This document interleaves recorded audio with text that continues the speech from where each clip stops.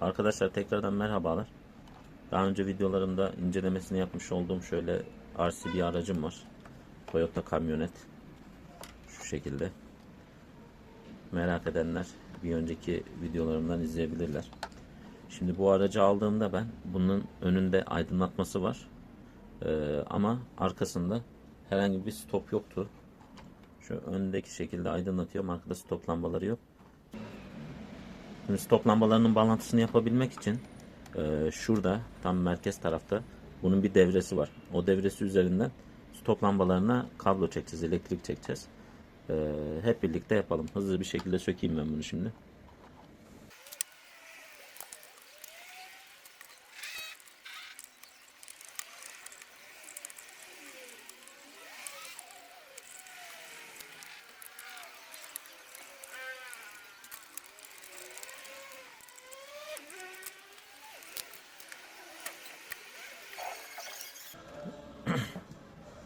Evet arkadaşlar, şimdi söküm işlemimizi tamamladık.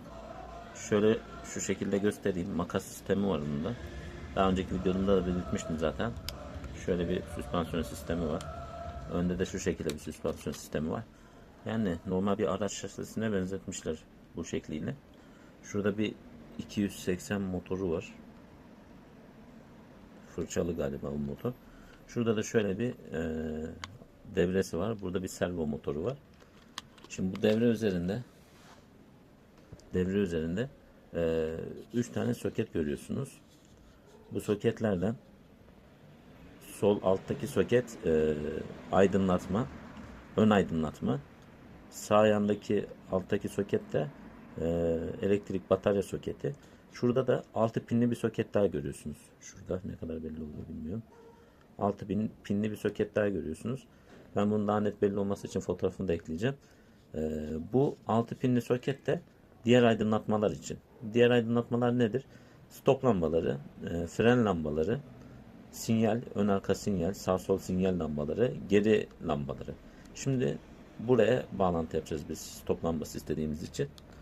Bunların açıklamalarını fotoğraf üzerinde çizerek de göstereceğim.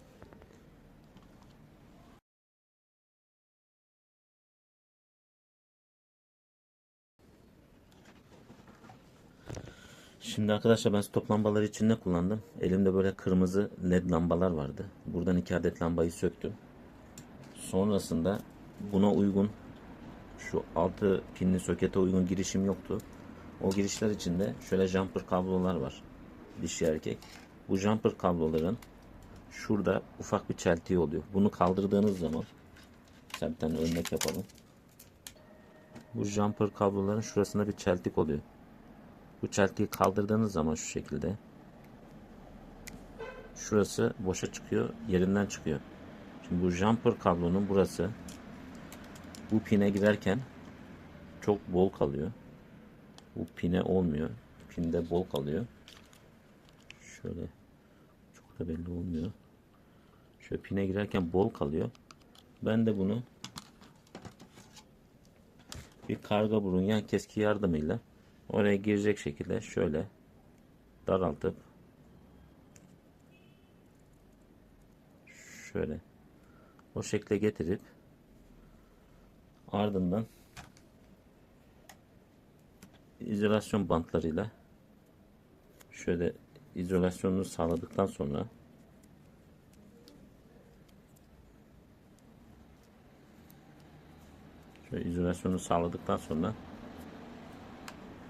buraya rahat bir şekilde giriyor.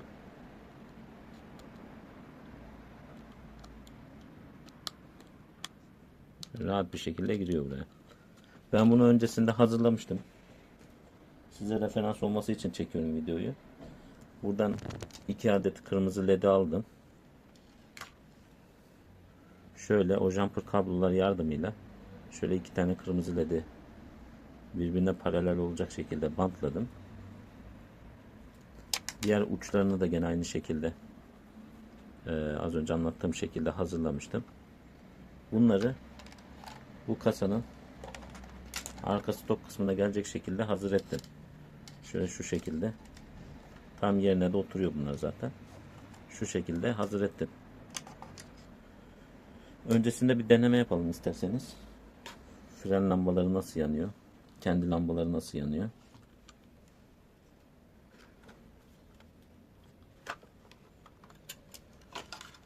Şöyle bataryasını bağlayalım.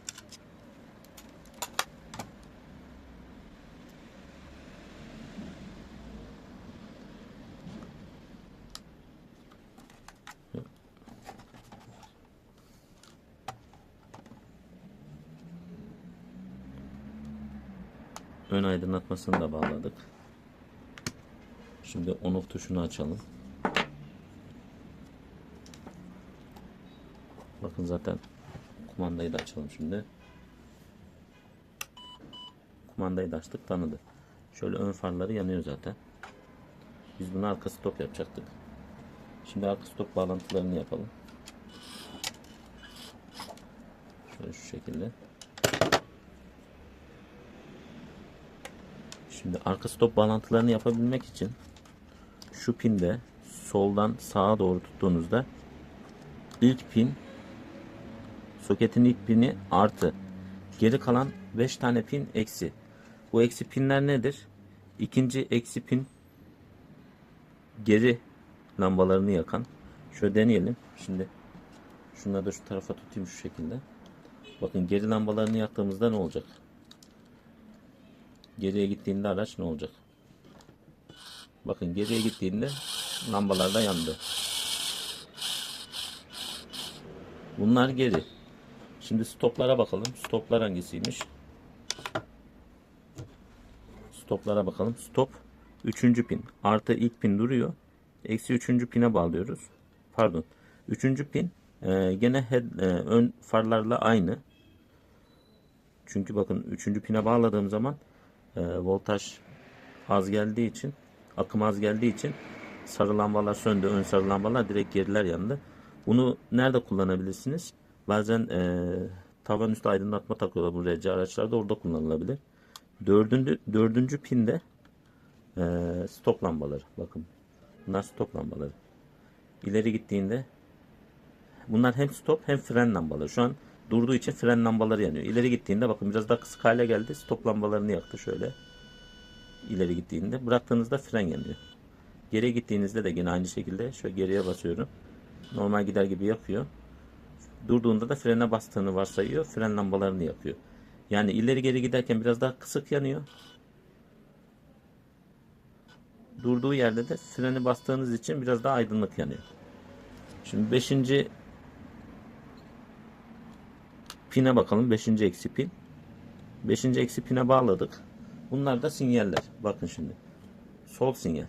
Yani paralel bağladığım için ikisi yanıyor ama bunları böyle düşünün siz. Önlü arkalı. Sol sinyal bakın. Sola bastığımda sol sinyal yanıp sönüyor.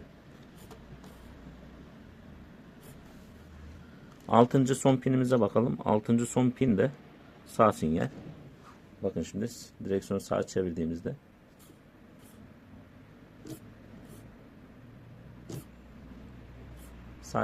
sağ sinyaller geliyor. Şimdi elimde yeterince led var ama ben sadece fren ve stop lambaları yapmak istiyorum. O yüzden sadece fren ve stop lambalarını bağlayacağım. Yani 1. pini ve 4. pini kullanacağım. 1. pindeydi artı, 4. pin eksi. Bakın şu an freni bastığı için, fren basılı olduğu için yanıyor. İleri gittiğinde biraz daha kısıyor. Stop lambaları şekline geçiyor. Bunu bağlayacağım. Bunu bağlamak için de şöyle bir bant kullanacağım. Çok basit. Şöyle bunu buraya, bu şekilde, öbürünü de öbür tarafa bağlayacağım.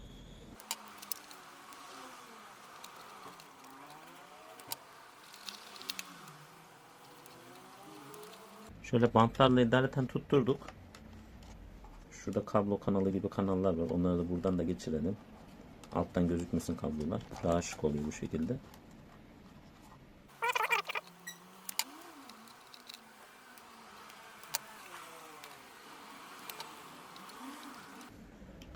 Şöyle son haline bakalım. Bakın stop lambalarımız oldu. Şöyle ileri giderken stop lambası haline geliyor. Bıraktığınızda fren lambası haline geliyor. Işıktan dolayı çok belli olmuyor. Birazdan karanlıkta yine gösteririm size. Hızlı bir şekilde toplayayım ben bunu. Sonra tekrar bakalım.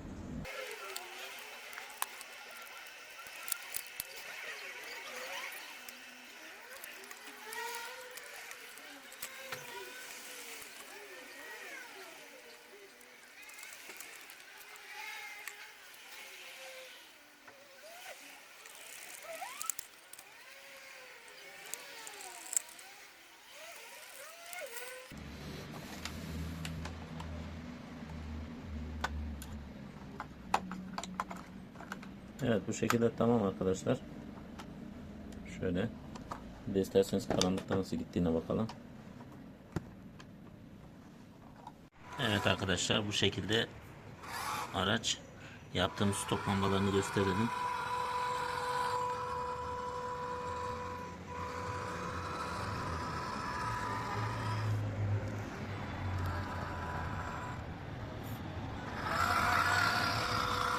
Şu frene bastığınızda fren lambalarını yakıyor.